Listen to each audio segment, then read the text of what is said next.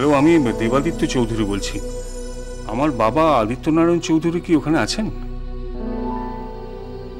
ও উনি অফিসে নেই, ও অফিস থেকে বেরিয়ে গেছেন।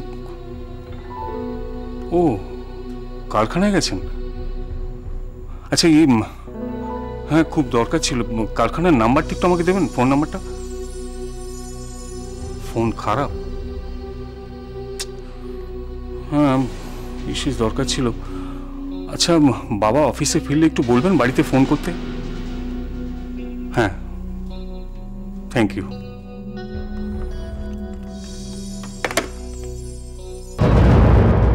পরি এবাড়ির মেয়ে কি মেয়ে নয় তা নিয়ে আমার কোনো মাথা ব্যথাই নেই। আমি ভাবছি বান্টির কথা। পরি বান্টিকে নিয়ে গেল কেন? বান্টি তোর ছেলে নয়? বাড়ির এই অবস্থা আর তুমি এখন বান্টিকে নিয়ে পড়লে? ব্যাপারটা কি বলো তো শতরূপা? তুমি তো জেনেছো যে বান্টি পরির ছেলে না হলেও ছেলের চেয়েও বেশি। জানি, সব জানি। তুমি সব জানো? ও, তাহলে এটা নিশ্চয়ই জানো যে ওই ছেলের জন্য পরি নিজের জীবন পর্যন্ত দিয়ে দিতে পারে। যে নিজের জীবনের পরোয়া করে না সে ছেলেকে এই বাড়িতে ফেলে রেখে দিয়ে যাবে? তুমি কি ভেবেছিলে তুমি খেলনা টেলনা দিয়ে ওকে মা বলে ডাকিয়েছো বলে ওই ছেলে তোমার হয়ে গেল? আমি কি ভেবেছিলাম সে ব্যাপারে আমি আপনার সঙ্গে কোনো কথা বলতে চাই না। কিন্তু আমি তোমার সঙ্গে কথা বলতে চাই, আর সেই সঙ্গে তোমাকে সাবধানও করে দিতে চাই যে আগামী দিনগুলো তোমার কিন্তু খুব একটা ভালো কাটবে না শতরূপা। কি বলতে চাইছেন আপনি? আমি বলতে চাইছি যে পরি এতদিন রাধা সেজে এই বাড়িতে ছিল। ওর থাকা, ওর পরিচয়, এই সব কিছু নিয়ে একটা চাপা উত্তেজনা ছিল। কিন্তু এখন প্রমাণ হয়ে গেছে যে পরি এই বাড়ির মেয়ে, রাধার যমজ বোন। কাজেই আজ না হোক কাল পরি কিন্তু ফিরে আসবেই। কিন্তু তাতে কি? পরি ফিরে এলে তুমি কিন্তু বিপদে পড়ে যাবে। তুমি এখনো নিজের পরিচয় গোপন করে রেখেছ। তুমি কে, কেন এসেছো এই বাড়িতে, কোথা থেকে এসেছো কিছুই বলনি। উল্টে সাহায্যের হাত বাড়িয়ে সবার উপরে একটা কর্তৃত্ব ফলাতে চাইছো। পরি কিন্তু এটা মেনে নেবে না।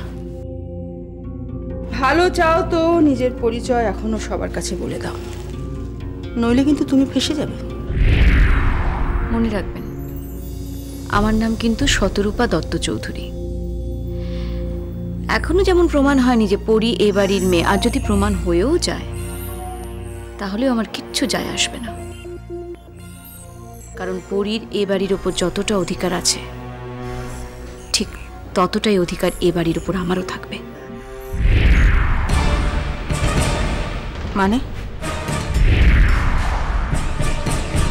সব মানে কি আর যখন তখন যার তার কাছে ব্যাখ্যা করা যায় বলুন? আপনি তো আছেন, আমিও থাকবো। বাদ বাকিটা সময় বলে দেবে, দেখুন না কি হয়।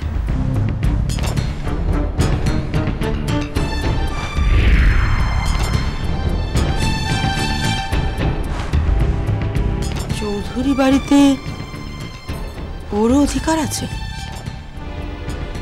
হঠাৎ এ কথা বললো কেন?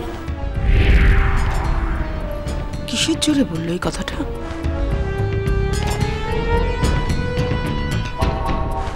হ্যালো মা, অমল আছে? আমি চৌধুরী বাড়ি থেকে দেবাদিত্য বলছি। হ্যাঁ, ওর কাছে একটা জিনিস জানার ছিল। ও বাড়িতে নেই? আচ্ছা, কখন ফিরবে? রাত্রির হবে?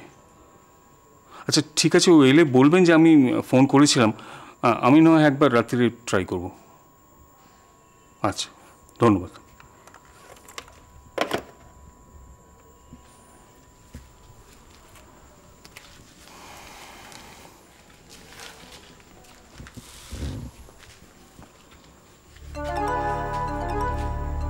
তুমি? আমি সব শুনলাম পরির ব্যাপারে। খুব দুঃখ পেয়েছি, খারাপ লাগছে, কষ্টও হচ্ছে, আশ্চর্যও লাগছে। সত্যি এতদিন ধরে মেয়েটা আছে এই বাড়িতে, এত সাদৃশ্য রাধার সঙ্গে, অথচ একবারও তো আমাদের মনে হয়নি যে ওরা যমজ হলেও হতে পারে। আমাদের কথা বাদ দিন, বড় বৌদি তো মায়ের চোখ দিয়েও নিজের মেয়েকে দেখে একবারও চিনতে পারলো না। এই জন্যই বোধহয় মন খারাপ করে পড়ি চলে গেছে। যে মনের অবস্থা নিয়ে ও গেছে, ও কি আর ফিরবে? আমার ভয়ও করছে পড়ি আবার এই সব কারণে ইন্দুদির মতো সুইসাইড কর। বিশাখা, দয়া করে আর এখানে দাঁড়িয়ে কু গেও না তুমি। আমি তো কু গাইছি না, যা ঘটেছে আমি সেটাই তো বলছি দাদা। তোমায় কিচ্ছু বলতে হবে না। তোমার এত বড় সাহস, তুমি আমার সামনে দাঁড়িয়ে আমার স্ত্রীর বিরুদ্ধে কথা বলছো। তোমাকে আমি খুব ভালো করে চিনি বিশাখা। তুমি যেমন ইন্দুকে জ্বালিয়েছো, তেমনি পরীকে নিয়েও তোমার হাজারো সমস্যা ছিল। ভুল, একেবারে ভুল। আমার কাউকে নিয়ে কোনোদিন কোনো সমস্যা ছিল না, নেই। কিন্তু তোমাকে নিয়ে আমাদের সমস্যা আছে। তুমি এমন ভাব করছো যেন তুমি আমাদের খুব আপনজন। তুমি আমাদের কেউ নও, তুমি একটা বাইরের লোক। এই চৌধুরী বাড়ির কোনো ব্যাপারে তুমি নাক গলাবে না। সাজানো, পুরো জিনিসটা পরীর সাজানো। ও এতদিন ধরে এই বাড়িতে ঠিক যেরকম ভাবে ছিল, ও সেই সম্মানটা যাতে অক্ষুণ্ণ থাকে, সেই জন্য কিন্তু এই পুরো গল্পটা ও বানিয়েছে। তাই? একেবারেই তাই।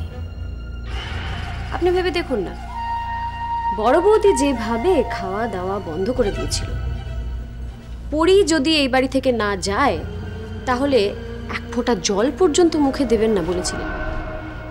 তাতে তো পরী ভয় পেয়ে গিয়েছিল, সেই জন্য এই বাড়ি থেকে চলে গিয়েছিল, পালিয়ে গিয়েছিল আর কি।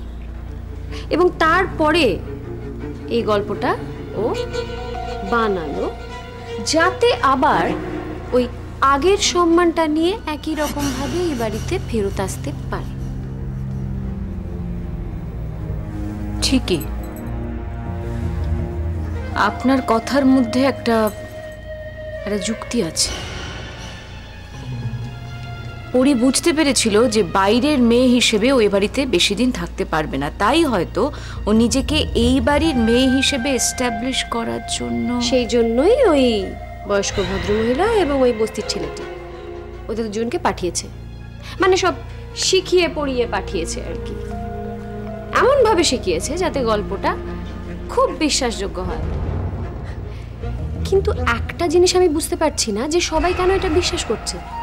দুজন মানুষ একরকম দেখতে হওয়া মানে তো যমজ নয়, এরকম তো কোনো মান নেই। যমজ না হয়েও দুজন মানুষ একরকম দেখতে হতে পারে, এটা বহুবার বায়োলজিক্যালি প্রুভড।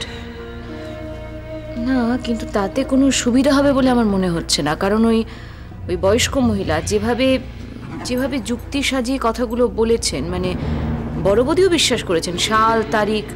বড়বদি তো বললেন যে সেই সময় নার্সিংহোমে এই বয়স্ক মহিলা ছিলেন তো, তিনি তো ছিলেনই সেই সময়, এবং সেটা জেনেই তো পরি গল্পটা সাজিয়েছে।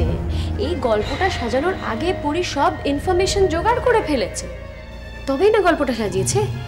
এবং ঠিক সময় ওই বস্তির ছেলেটাকে ও পটিয়ে নিয়েছে, নিয়ে এই গল্পের মধ্যে ঢুকিয়ে দিয়েছে। And now the story will take its own turn. এবারে দেখবেন ওয়ান ফাইন মর্নিং পরি এই বাড়িতে এসে হাজির। সেই যেভাবে পুরো ব্যাপারটা এগোচ্ছে, মানে পরীর গল্পটা সবাই যেভাবে বিশ্বাস করছে, পরীকে এ বাড়িতে আটকানো যাবে না, মানে ও আসবেই। উপায় একটা আছে, আটকানো যাবে। আটকানো যাবে? যদি বড় বৌদিকে বোঝানো যায় যে এই পুরো ঘটনাটা মিথ্যে, পরীর সাজানো, আসলে পরী বড় বৌদির মেয়ে নয়, এই গল্পটা ও নিজেই সাজিয়েছে, এটা যদি বড় বৌদিকে বিশ্বাস করানো যায়, এবং এটা কিন্তু বড় বৌদিকে বিশ্বাস করাতে পারেন একমাত্র আপনি। আমি?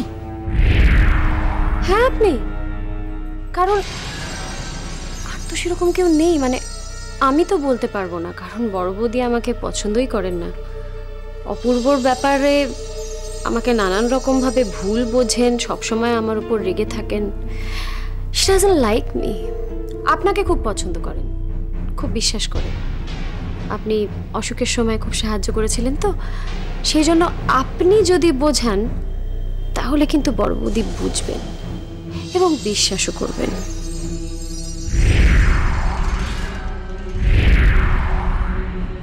এবং এটা যত তাড়াতাড়ি করা যায় ততই মঙ্গল, কারণ দুম করে যদি পড়ি চলে আসে তাহলে কিন্তু বিপদ হবে, মানে আমাদের সকলের জন্যই বিপদ হবে।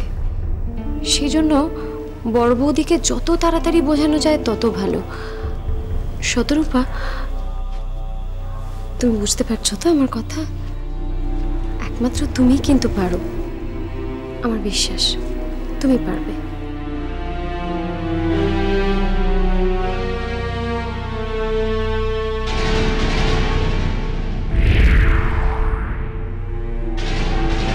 আমার ভুল হচ্ছে, ভুল হওয়ার প্রশ্ন আসে কোত্থেকে? যে নার্সিংহোমে আমার রাধা জন্মেছিল সেই নার্সিংহোমের আয়া এই মাসি আমার ঘরে ডিউটি করেছে। আমি 22 বছর পরে ওনাকে দেখে পরিষ্কার চিনতে পেরেছি। না না বৌদি, আমি বলছি না যে ওই বয়স্ক মহিলাকে চিনতে আপনার কোনো ভুল হয়েছে। হ্যাঁ, আমি এটাও বলতে চাইছি না যে ওই মহিলা নার্সিংহোমে ছিলেন না।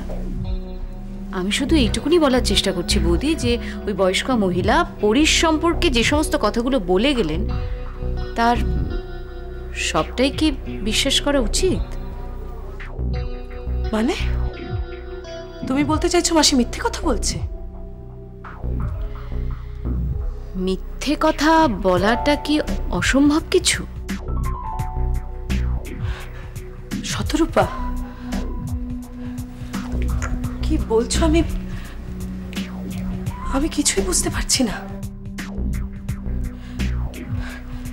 আরে মাসি তো সকলের সামনে বললেন কথাটা। আমার যমজ মেয়ে হয়েছিল, ওনার আর্থিক কষ্টের জন্য অভাবে পড়ে নিঃসন্তান দম্পতিকে আমারই এক সন্তান উনি বিক্রি করে দিয়েছিলেন। ঠিক, উনি যে কথাটা বলেছেন সেটা ভুল কিছু নয়, কিন্তু একটু খেয়াল করে দেখুন তো বড় বৌদি, উনি যে নিঃসন্তান দম্পতির কাছে পরীকে বিক্রি করেছিলেন, একবারও কি ওই বয়স্ক মহিলা তাদের নাম ঠিকানা দিতে পেরেছেন বা দিতে চেয়েছেন?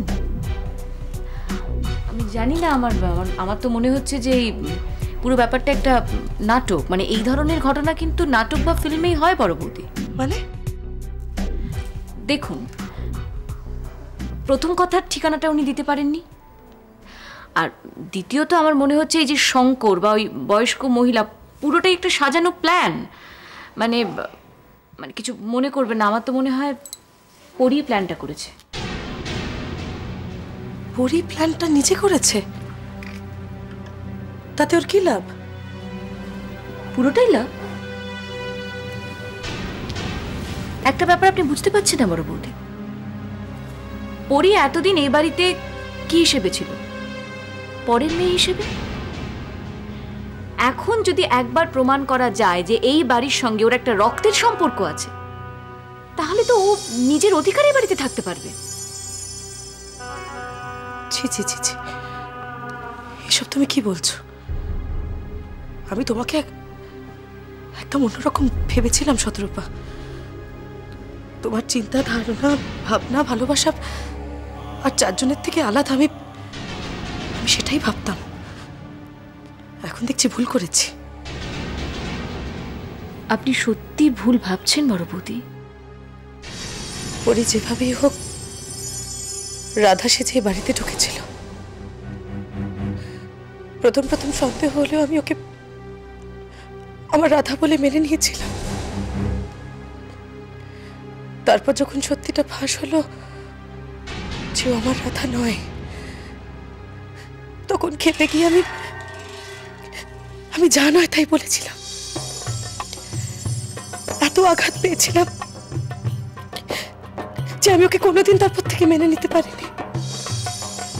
কিন্তু যখন জানতে পারলাম আমাকে বাঁচানোর জন্য পরি চিরদিনের জন্য বাড়ি থেকে চলে গেছে, তখন আমার মনের ভেতরটা কি কত বিক্ষত হয়েছে আমি তোমাকে বোঝাতে পারবো না শতরূপা। আমার মনে হয়েছে যে আমি আবার সন্তান হারা হলাম। সরি বৌদি, তবু বলতে বাধ্য হচ্ছি, পরি আপনার সঙ্গে ইমোশনাল ব্ল্যাকমেল করছে। বাইরে থেকে ব্ল্যাকমেল করা যেতেই পারে, কিন্তু মায়ের মন মিথ্যে বলে না। ব্ল্যাকমেল করে মায়ের মনে কোনো সন্তানই তার আসন পাততে পারে না। তবু আমার মনে হয় সবটা এইভাবে বিশ্বাস করা উচিত না। আমি কার কথা বিশ্বাস করব না করব সেটা আমাকেই ভাবতে দাও। আর হঠাৎ তুমি পরে শত্রুই বা হতে গেলে কেন, সেটা আমি কিছুতেই বুঝতে পারছি না। তোমরা যে যাই বলো শত্রুপা, আমি একটা কথা বুঝে গেছি, পরি আমারই সন্তান।